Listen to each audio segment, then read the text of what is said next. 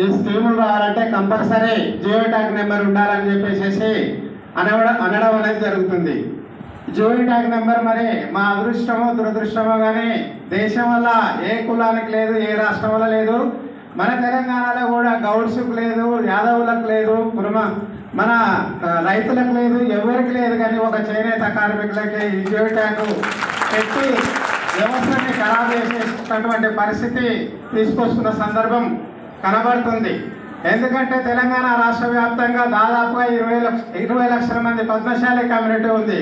కానీ చాలామంది వివిధ వృత్తుల్లోకి వెళ్ళిపోవడం అనేది జరిగింది. ఈ వృత్తిలో కేవలం మీరు జియో ట్యాగ్ల ద్వారా గుర్తించింది 23,500 మందిని, అలాగే హెల్పర్లని ఒక 23,500 మందిని నాకు తెలిసి. ఇంకా ఏమైనా పెరిగిందో నాకు తెలియదు.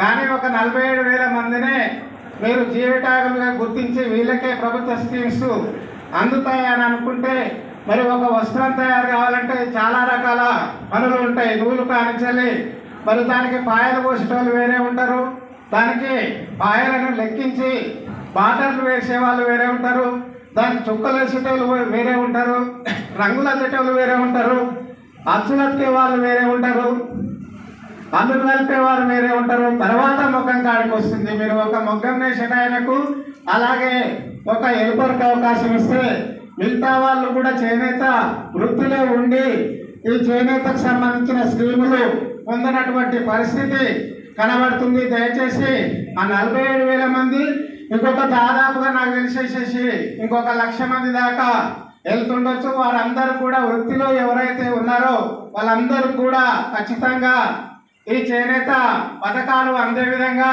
అందరికీ కూడా జియో ట్యాగులు వేయాలని చెప్పేసి నేను కమిషనర్ గారికి మా అభిప్రాయాన్ని విన్నవిస్తున్నాం.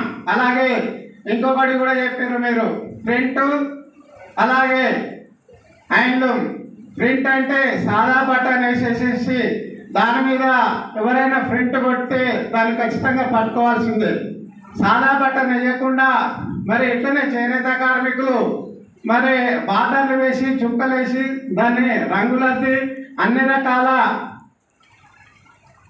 వ్యవస్థను తీసుకొచ్చి ఒక చిన్న ఒక హ్యాండ్లూమ్ మీద వేసినందుకే దాన్ని హ్యాండ్లూమ్ అనేసేసేసి మరి పవర్లూమ్ అని చెప్పేసి పక్కకు పెట్టుడు కరెక్ట్ కాదు. సాదా బటన్ వేసి సాదా బట్ట మీద ప్రింట్ కొడితే అవి పవర్లూమ్. కానీ చేతితోని అన్ని రకాల పనులు చేసిన తర్వాత మరి దాన్ని ఒక పవర్లూమ్ మీద ఎక్కించినంత మాత్రాన అది పవర్లూమ్ కాదు. దాన్ని కూడా హ్యాండ్లూమ్ కిందకి తీసుకోవాల్సిందిగా నా అభిప్రాయాన్ని మరి మేము ముందు ఉంచుతున్నాను. అలాగే మరి రైతులకు 21,000 కోట్ల రూపాయలు రుణమాఫీ చేసింది. అలాగే చేనేత సహకార సంఘాలకు తెలంగాణ రాష్ట్ర వ్యాప్తంగా కేవలం 50 కోట్ల రూపాయలు మాత్రమే మరి రుణాలు ఉన్నాయి. చేనేత కార్మికుల కాడికి వస్తాలకు మరి ప్రభుత్వానికి ఏ రకమైన ఆలోచన చేస్తుందో ఏమో కానీ మరి ఆ 50 కోట్ల రూపాయలు మాఫీ చేయలేకపోతుంది. దయచేసి ఆ 50 కోట్ల రూపాయలను కూడా మీరు మాఫీ చేసి మళ్ళీ చేనేత సహకార సంఘాలన్నీ కూడా కలకలలాడే విధంగా మీరు సహకరిస్తారని మా చేనేత కార్మికుల యందు దయ ఉంచాలని. మీరు ఎందుకంటే చేనేత గురించి అన్ని తెలిసిన వ్యక్తులు కాబట్టి మీరు మా సమస్యలను పరిష్కారం చేయాల్సిందిగా, చేనేత వ్యవస్థని కాపాడాల్సిందిగా దాని గురించి మీరందరూ కూడా వేదిక మీద ఉన్న కమిషనర్ గారితో పాటుగా వివిధ స్థాయిల్లో ఉన్న అధికారులందరూ కూడా సహకరించాల్సిందిగా మనం చేస్తూ ముగించుకుంటున్నాను.